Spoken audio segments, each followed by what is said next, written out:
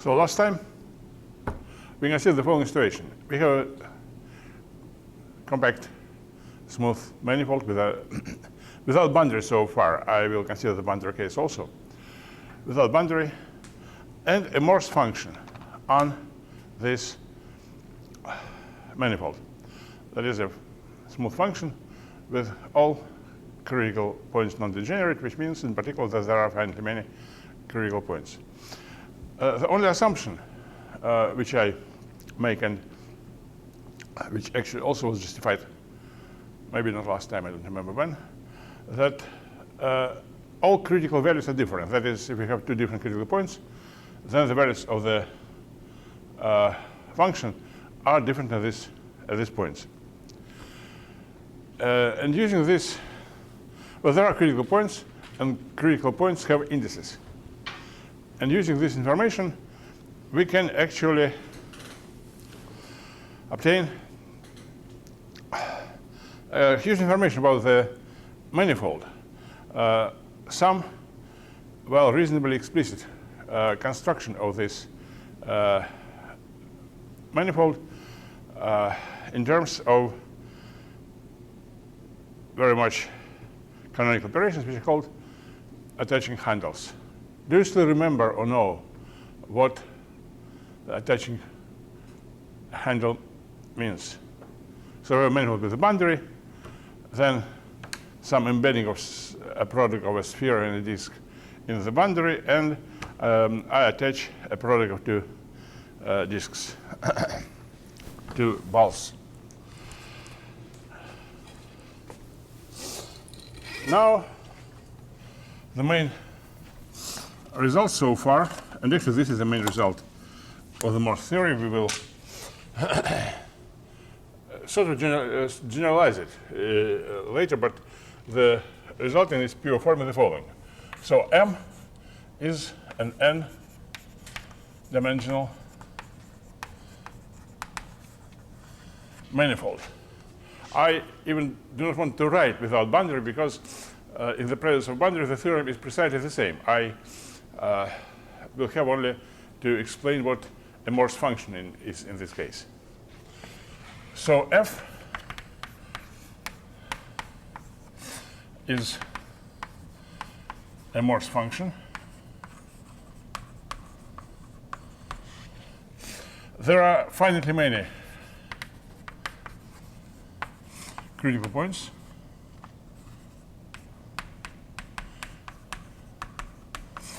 And the same amount of critical values, because as I said, I assume that critical values are all different. So critical values are C1, C2, and so on, Cn, and I order them in the by the increasing order. Now next, I consider the manifold. This is for every C in R. This is the set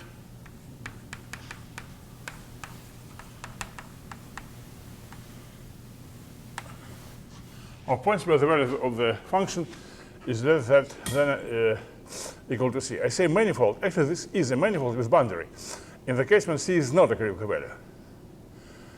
If C is a critical value, because if C is not a critical value, then the boundary of this set, the set of points where f of x is equal to C, is a manifold which we submanifold of M of dimension n minus 1, which you know very well because it is given by an equation, non-degenerate equation. And now I want to compare the sets MC for different values of C. And there are two statements. First, let C prime and C double prime be two real numbers. First, if there are no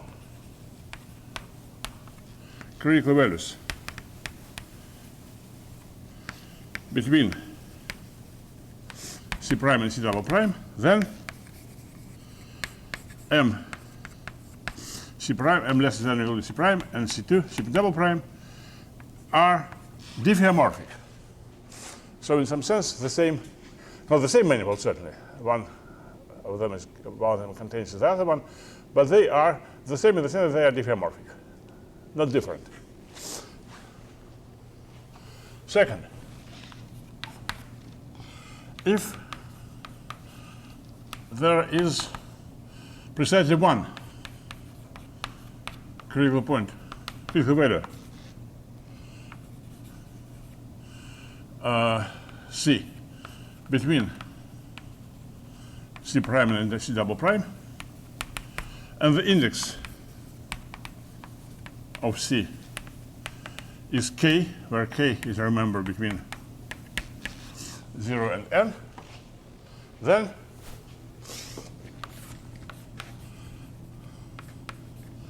M C double prime is obtained. Well, here I assume it's not written anywhere that C prime is less than C double prime. That M C double prime is obtained from M less than less than or equal to M C prime by attaching a handle of index K. This is the main statement. And now, certainly this gives, as I said last time, a certain inductive procedure to construct my manifold M, which was arbitrary. If C is less actually than the global minimum of F, then this manifold M less than or equal to C is empty. So we begin with an empty set. Then we vary C, it grows, and it is growing. If it does not touch critical points, then nothing changes. If it passes through a critical point, then the manifold acquires a handle of index n. And this C grows and grows, and when it becomes greater than the global maximum of F, then actually the set M less than or equal to C is the whole manifold M. So this manifold is obtained by very explicit steps from nothing. And this, in the process of this, well, M has no boundary, as I said. But the manifold M less than or equal to C has, at least may have boundary if C is the value of F, regular value of F, value of F. So in this process, we get manifold with boundary, and every attaching handle certainly requires that we have a boundary to attach this handle. But after the whole process, no boundary remains. And again, we get a manifold M without boundary. Even not last time, probably the lecture a week ago, I showed to you a very popular picture how a torus can be obtained from nothing, from the empty set, by attaching 4 handles of indices 0, 1, 1, and 2. And I said then, and I repeat now, this procedure actually is not a special property of a torus. It can be applied to an arbitrary manifold without boundary so far, but actually with a boundary also, which I will explain when we finish with this theorem. So this is the result which can be considered as the main result of the Morse theory. And then there are applications, as it happens with main results of theory. Questions? Doug? Dale? You understand what I'm saying? Attaching handle, do you know what it is? Even if you don't know, you will see that, yes. So this is the result, and now proof. So let's prove this result in this form. I need to erase something. This, for example.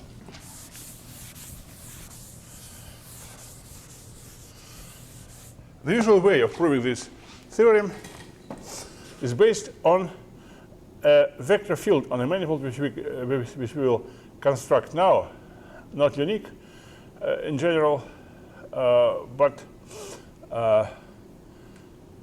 having some properties which actually give everything immediately. So, a vector field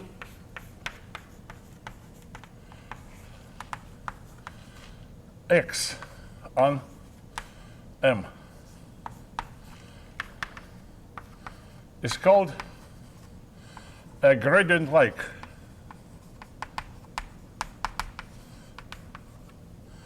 vector field. Certainly, F is fixed, so this gradient-like vector field is defined, is constructed in the presence of this Morse function F. For this, I even do not need that the critical values are different. It will be needed later. So if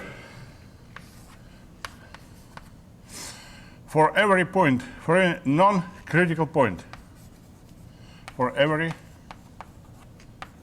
non-critical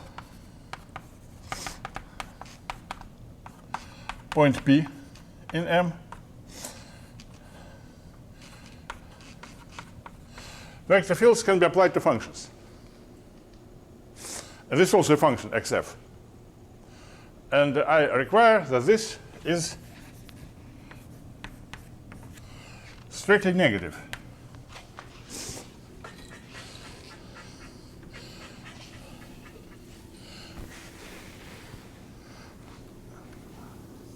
Now, two small remarks. One, that actually this terminology, which is not invented by me,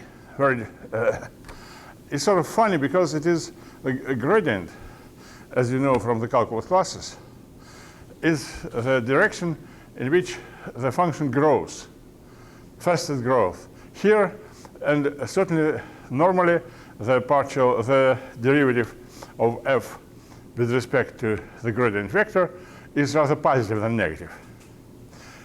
Here, well, it is not very important because I always can attach the minus sign to x and it will be so. But this is a sort of tradition. We suppose that the function rather decreases in this direction. This is the first thing. The second thing, more formal. Why do I need to assume that P is not critical?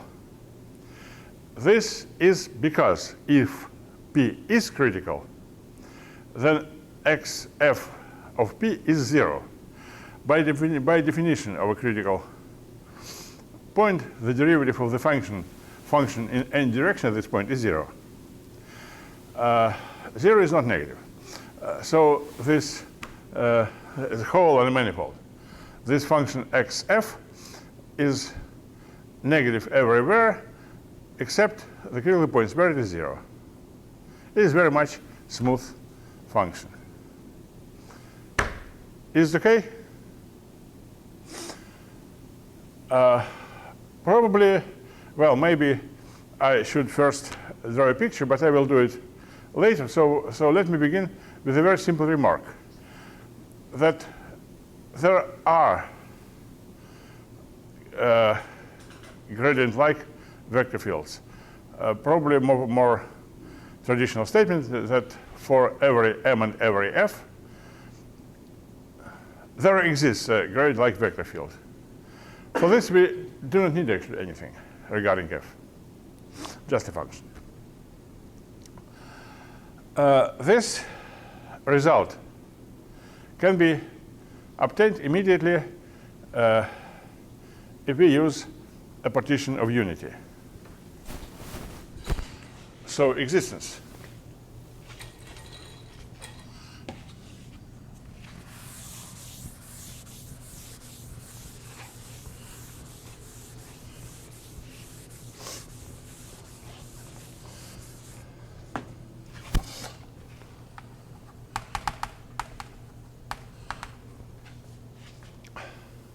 take an atlas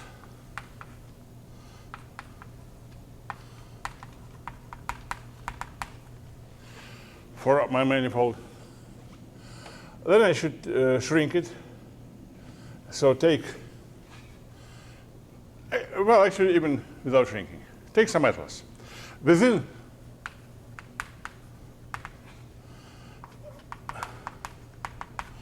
this set on the manifold, the open set on the manifold, we have actually local coordinates. As soon as we have coordinates, we have a gradient as it is defined in calculus classes. That is, we take a vector, so gradient f. Maybe we prefer to use the Nabla notation, is in the domain of coordinates, local coordinates. It is a vector whose coordinates, whose components are partial derivatives of this function. We should take, because of this sign less than, take minus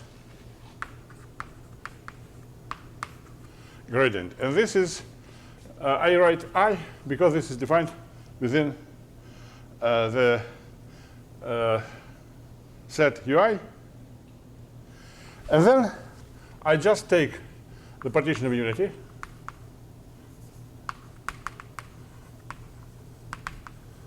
say HI, subordinated to this covering by domains of local coordinates, and take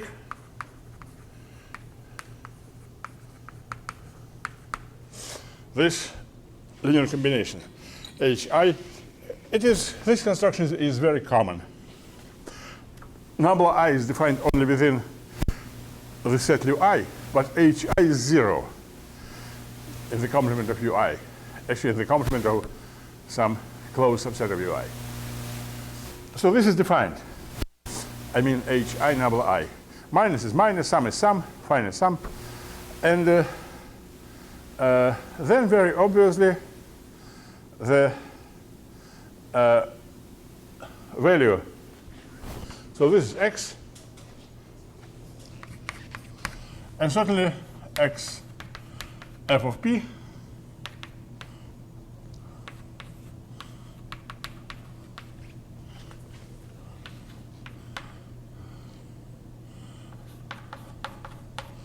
is this. This is positive as soon as the point is not critical, 0 if it is critical. This is also positive, at least where Nabla I is not 0. So this combination satisfies my condition, and this is a gradient-like vector field. Questions? Don't want to ask anything. Yes, you have. What did you write under the partition of unity? Subordinated to phi of UI. Excuse me, my handwriting. I will try to write more. What do you mean by that? This means if we have any open cover of M, then we have a system of functions which are labeled with the same i's. So HI for every UI. The sum of HI's is 1. Every HI takes values between 0 and 1. And it is 0. And it is 0 in the complement of some closed subset of UI. That is the support of this function, closed set, is contained in UI. This is partition of unity. The fact that the sum HI is 1 is not needed here. Simply, this is the easiest way to say this. So this is a gradient-like vector field. Gradient-like vector field. Certainly, it is permissible to ask whether we need this like suffix. Why not to take gradient? Let me say that certain gradient is something which is a vector field, which is defined in the domain of a function in the Euclidean space. But what if we make a coordinate change? Gradients, you know, this vector, are orthogonal to level sets. This is the most property. The property of orthogonality requires some additional structure. When we have manifold, we don't know which vectors are orthogonal, which are not. We know vector space.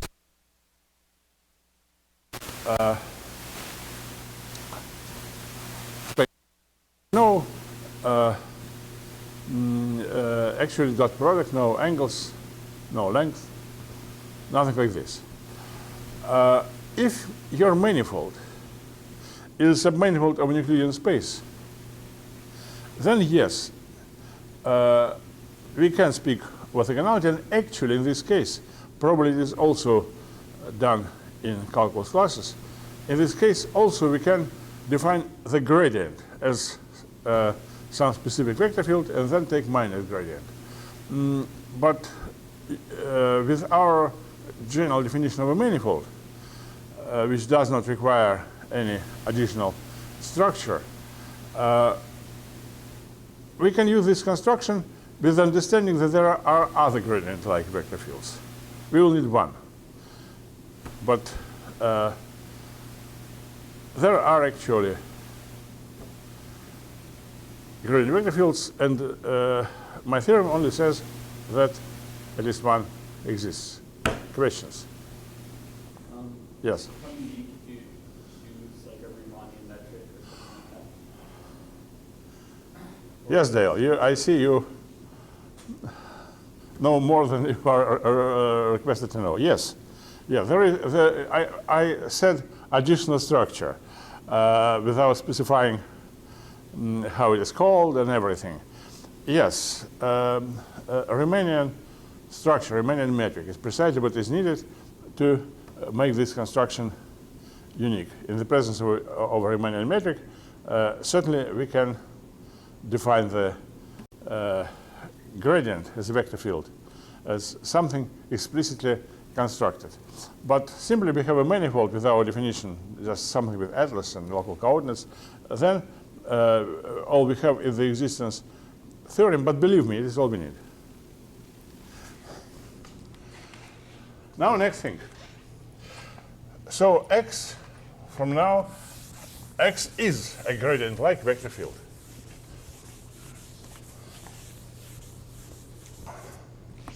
As you remember, on compact manifolds, and we suppose that our manifold is compact, vector fields generate flows. So we have this vector field x, and actually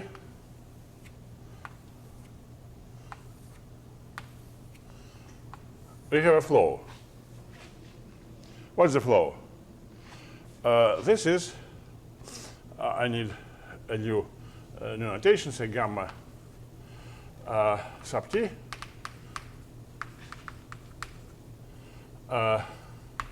M into M is a diffeomorphism.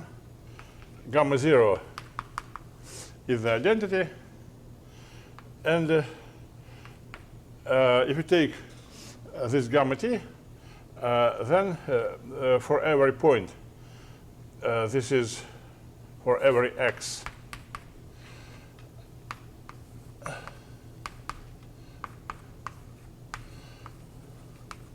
This is a parameterized curve. It has velocity vector at every point. And the velocity vector is precisely my vector field x at this point. This is what a flow is. Now, this flow has a very special property. Suppose that, let us draw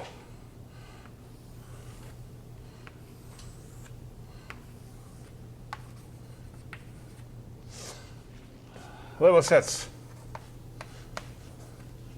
of f. Take a point here. Then, when we move along this flow, then the function f decreases, strictly decreases, because the derivative of this function is negative at every point. Certainly, I say decreases, and this picture and everything is valid until we consider a critical point, where actually the where actually this flow, well, the trajectory of this flow actually can stop at this point. I can just imagine how these trajectories look like in some real-life case. Suppose that this is a planar domain. We have a function with two maxima, and these are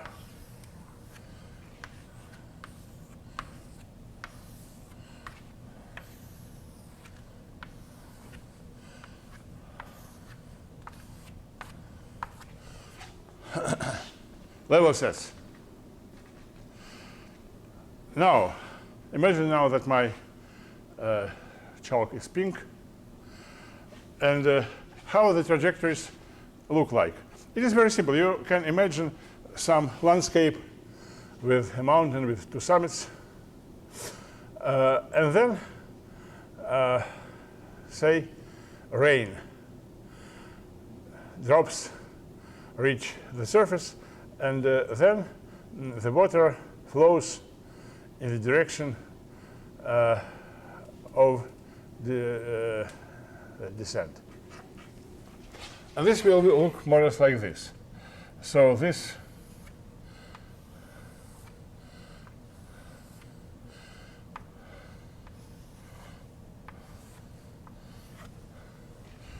will go like this, and there will be a trajectory which comes to this point.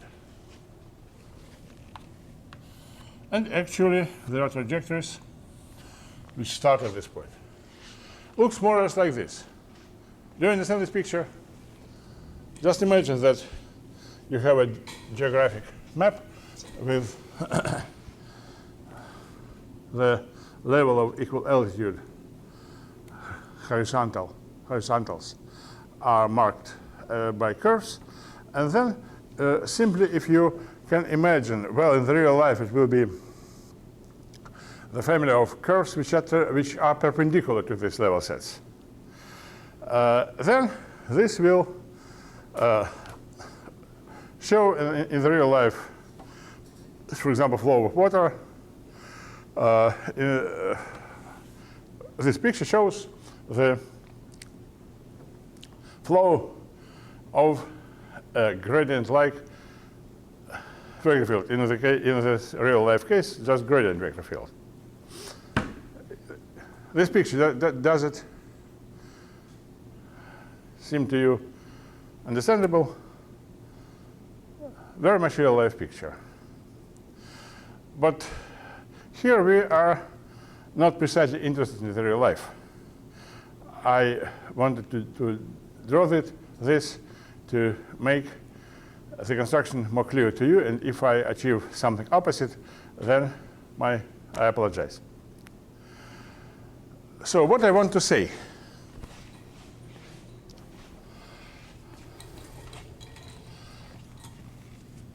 suppose that we have two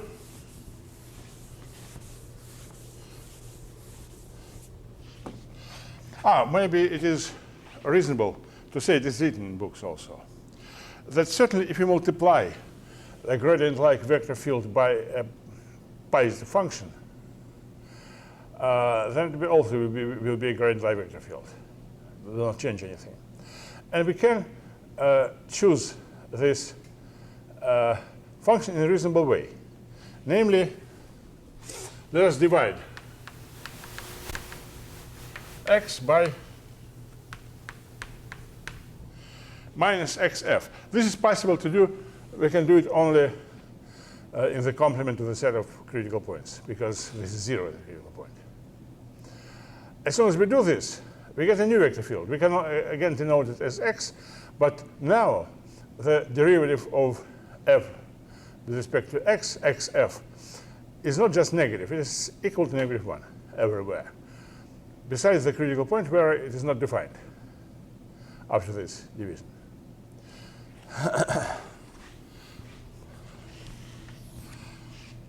So if you wish, we can assume this, that actually xf in the complement of the set of critical points is simply -1. Now let me take my C prime and C double prime. Excuse me, I said that C double prime should be greater than C prime, so it will be greater than C prime. Now we have two critical levels.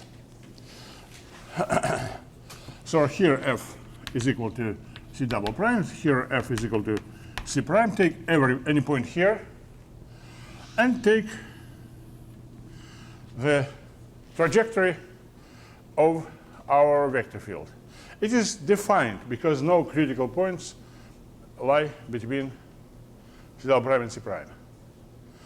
If this, so the vector field after the division by negative xf still is defined between these two level sets.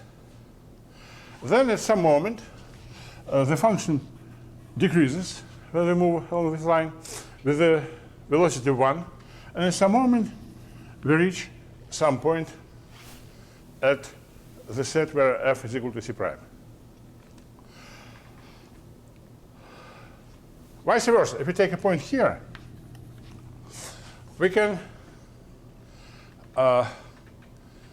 if we take a point here, we can take the vector field negative x and to move in the opposite direction, and we reach at some moment some point here. So actually, these trajectories fill the whole set between these two between these two level sets, f is equal to C prime, f is equal to C double prime, and moreover, this picture directly shows that f inverse of this interval is simply f inverse of any actual value between, I take C prime, I take C double prime, times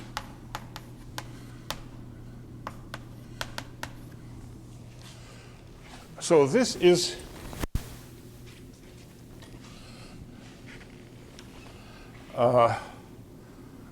the most important part of the construction, although the most trivial.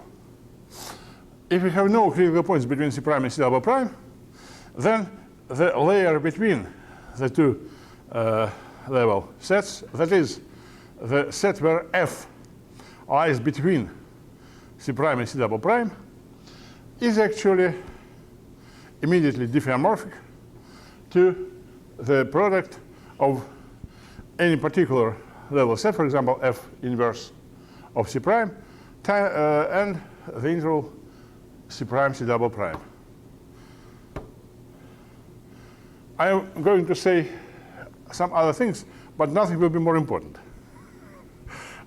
So please, your questions. Dale, please, question. I guess I didn't really get what the dividing by negative xf was. But negative xf is a function. X is a vector field applied to f is again a function. Negative xf is a positive function. I mean positive in the complement of the set of critical points. At critical points, this division is not possible.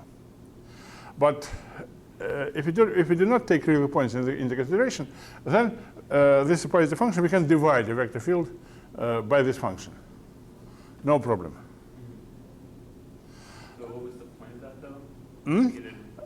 The result is, before this division, xf was a function which takes negative values at all non-critical points. After this division, this is a new vector field, which takes the value -1. The derivative of the function is -1. So when we move along the trajectory using the natural parameterization of the trajectory, then the function decreases with the velocity 1. This is certainly important, sort of important for this picture, although without this remark, this picture is still clear. So this is the main thing. Yes, Virgil. So in this case, we just ignore the critical points? For a while. Yeah. So I was wondering if it is possible to extend this construction to the critical point. Yes, it is possible, and this will be my the second part of the proof. But let us first finish with the case when there are no critical points between C prime and C double prime. This shows that first of all the level sets F inverse and of C prime and F inverse of C double prime are diffeomorphic, and we have an explicit diffeomorphism between them, just established by this flow. This flow takes the manifold F inverse of F C double prime, then flow is a flow, so it is moving, and after C double prime minus C prime units of time, it reaches the position of F inverse of C prime, and this is diffeomorphism. For the level sets, and also there arises a diffeomorphism of this layer between the two level sets and the product. I want to say it is clear more or less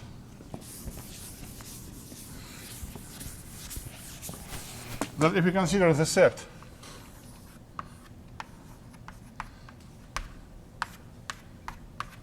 where F is less than or equal to C prime, then the set where F of F is less than C double prime is obtained from this set by attaching a product of the boundary and the interval, which certainly does not change the manifold. Now, you can see that Virgil is eager to know what happens if there is a critical point. And I'm going to say this, but before that, I want to hear from you that the case that there are no critical points between critical values between C prime and C double prime is clear. Now, there is a critical, let there be a critical point. Certainly only one.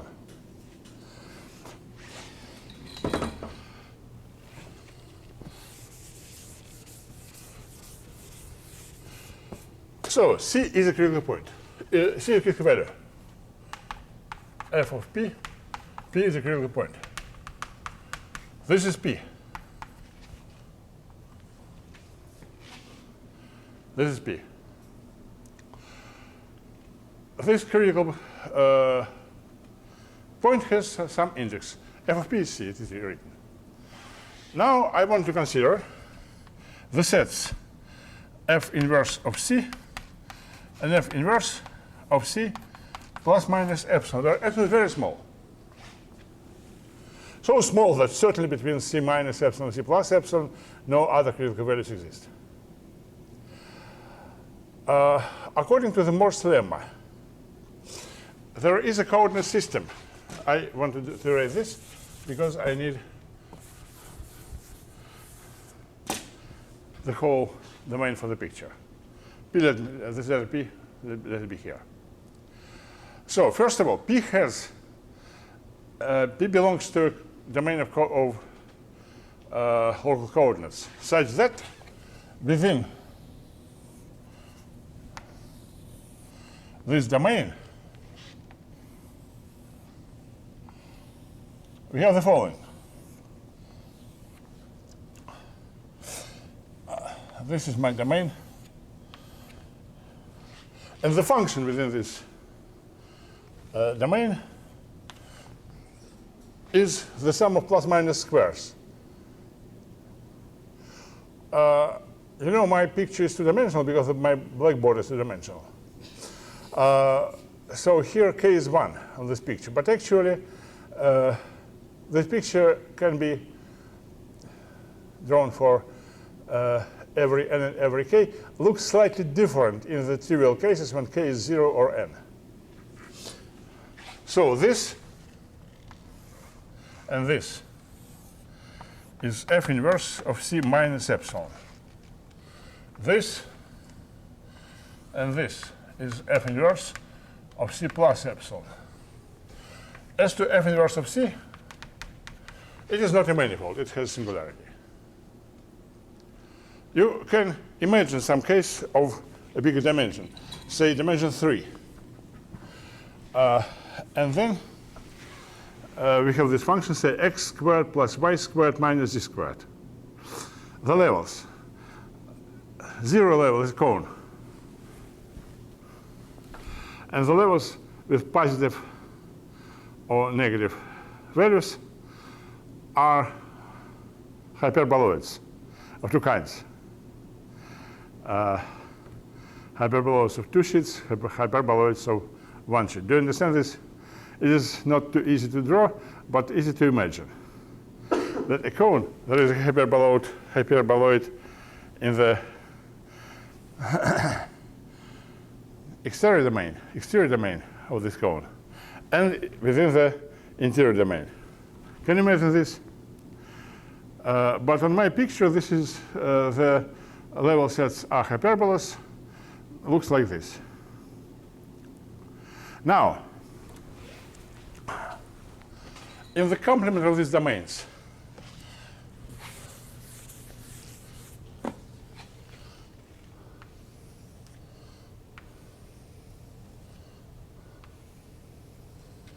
of this domain,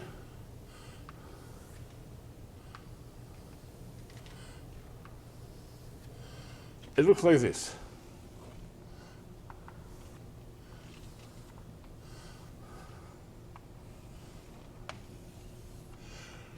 Actually, what is possible, for example, that these two may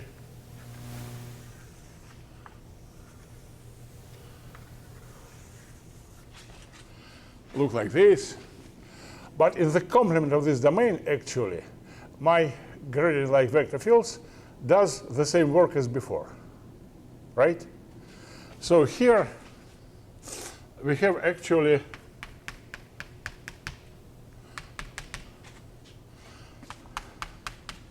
my previous construction in full. Now, what happens inside? If the critical point has the index k, then here I can, this will be a ball of dimension k, and this will be a ball of dimension n minus k. I mean that we have this function, the sum of n minus k squared positive minus the sum of the remaining squares, and then simply I take the corresponding coordinate planes of the first n minus k coordinates and the last k coordinates, and this is more or less what I draw here. Now, so this has dimension k, but this is dimension k. Now what I do,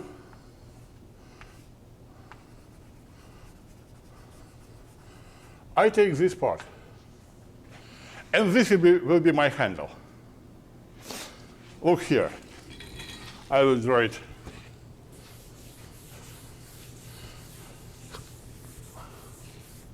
once more.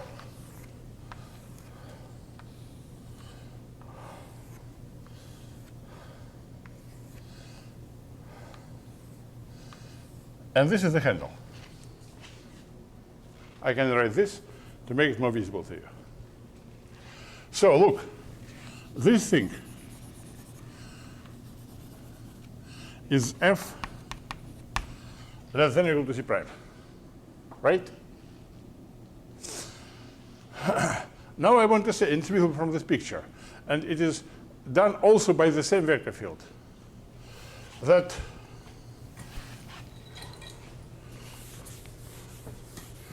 this part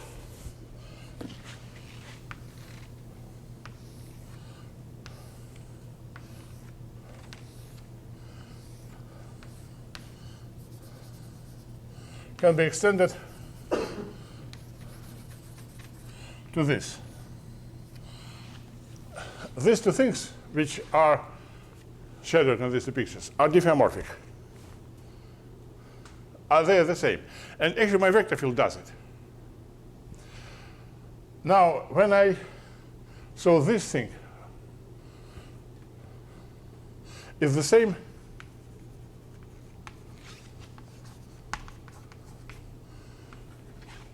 here on this picture.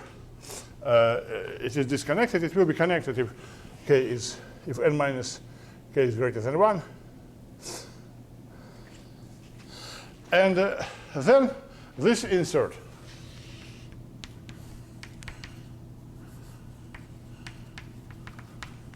makes it F inverse of C double prime. So we see that yes, F inverse of C double prime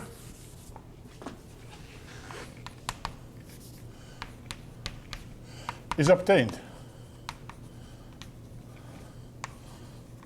from F inverse of C double prime, F inverse of C prime by attaching a product dk then minus k. This is all, actually. This shows how it looks like, and this answers your questions, Virgil. So what about that?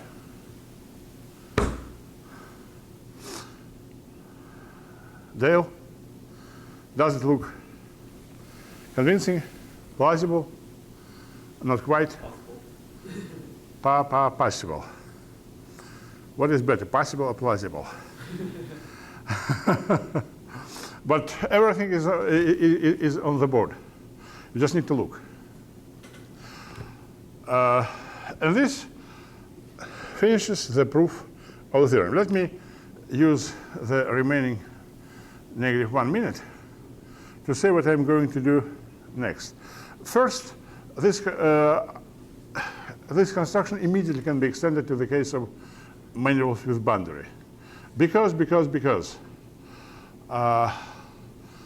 actually there are more functions of manifolds with boundary, easy to discuss what they are, easy to construct, and we will obtain the same result that every manifold compact manifold with boundary can be obtained from nothing, from the empty set, by attaching a sequence of handles.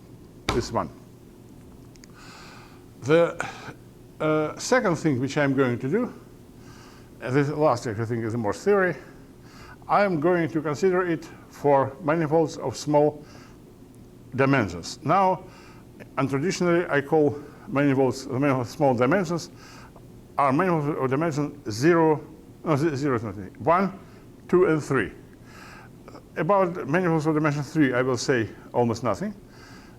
No, I will say a lot, but will prove almost nothing. For manifolds of dimensions 1 and 2, we will get a full classification theorem, which the more theory usually doesn't give. But in this case, it does give it. So, see you the day after tomorrow.